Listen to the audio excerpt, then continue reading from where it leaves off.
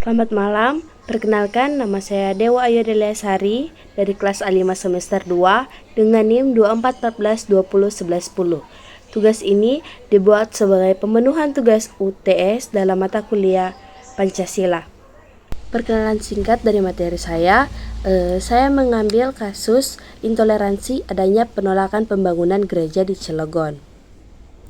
Kasus ini ramai diperbincangkan di internet pada tahun 2022, di mana wali kota dan wakil wali kota menandatangani kain putih sebagai bentuk dukungan intoleransi penolakan pembangunan gereja. Video tersebut viral dan mendapatkan banyak kritik dari masyarakat setempat.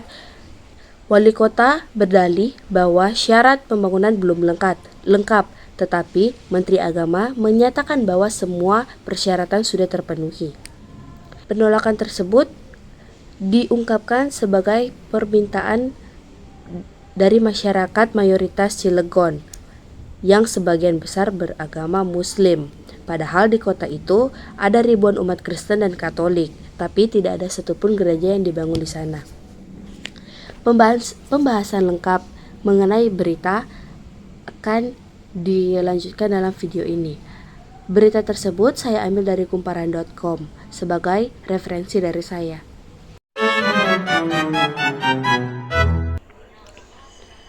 Toleransi merupakan satu kata yang sering diucapkan di negara Indonesia ini.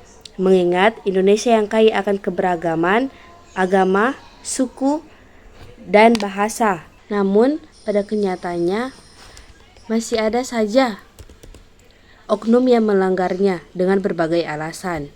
Seperti pada kasus yang terjadi di Cilegon, Banten yang sempat ramai diperbincangkan di publik. Dilansir dari BBC News Indonesia, menjelaskan adanya kasus intoleransi yang terjadi di Cilegon. Wali kota dan wakilnya yang memberikan tanda tangan pada kain yang digunakan sebagai bukti dukungan terhadap penolakan pembangunan gereja di kawasan tersebut. Tindakan tersebut tertangkap oleh kamera dan tersebar di Twitter pada Rabu tanggal 7 bulan September, sehingga menuai banyak kontra dari warganet.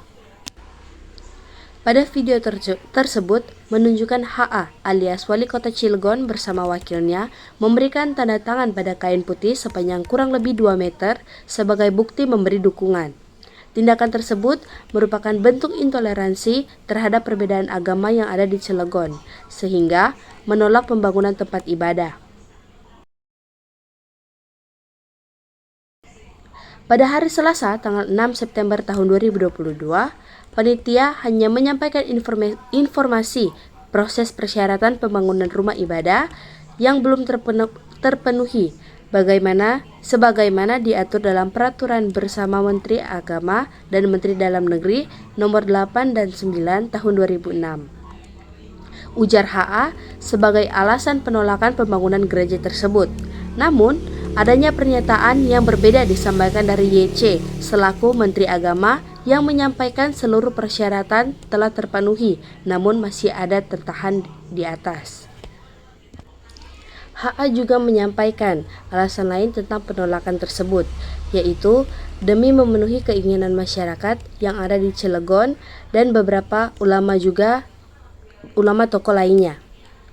Menolak pembangunan tempat ibadah di sebuah wilayah dengan alasan minimnya jumlah kelompok tersebut atau alasan apapun tentu tidak dapat dibenarkan. Hal tersebut sama saja menghalangi hak seseorang untuk dapat beribadah. Sepatasnya, ia dapat memberikan pengarahan yang sebijak mungkin pada masyarakat yang menolak pembangunan tersebut. Data yang ditulis oleh Kusnandar 2022 pada laman Databox menunjukkan tidak adanya bangunan gereja yang berdiri di Cilegon. Padahal jumlah masyarakat berdasarkan agama terdapat di Cilegon sejumlah 7.003 beragama Kristen dan 1.823 beragama Katolik. Mirisnya, tidak ada satupun bangunan gereja di Cilegon. Jika berpatokan pada data yang sama, menunjukkan mayoritas di kawasan tersebut adalah beragama Islam dengan 455.072 jiwa atau setara dengan 97,64%. Minoritas pada kasus ini ialah masyarakat di Cilegon yang beragama non-Muslim. Terlihat dari jumlah penduduknya yang sangat kecil persentasenya dibandingkan dengan masyarakat beragama Islam. Lantas, bagaimana nasib masyarakat yang ingin beribadah di gereja tersebut? Sudah seharusnya kasus ini segera diselesaikan dan dicari jalan keluar yang adil untuk seluruh pihak terkait.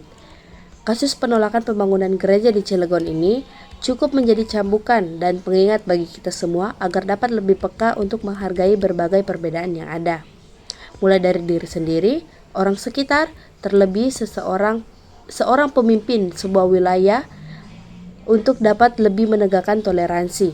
Semoga tidak ada lagi kasus serupa di tengah adanya perbedaan ini, agar kita semua dapat hidup dengan damai dengan hak yang terpenuhi. Nilai sila yang dilanggar dalam kasus yang saya angkat yang pertama, sila pertama ketuhanan. Harusnya semua orang bebas beribadah dengan keyakinan masing-masing. Sila kedua, kemanusiaan. Semua warga negara harus diperlakukan adil termasuk minoritas. Yang ketiga, persatuan.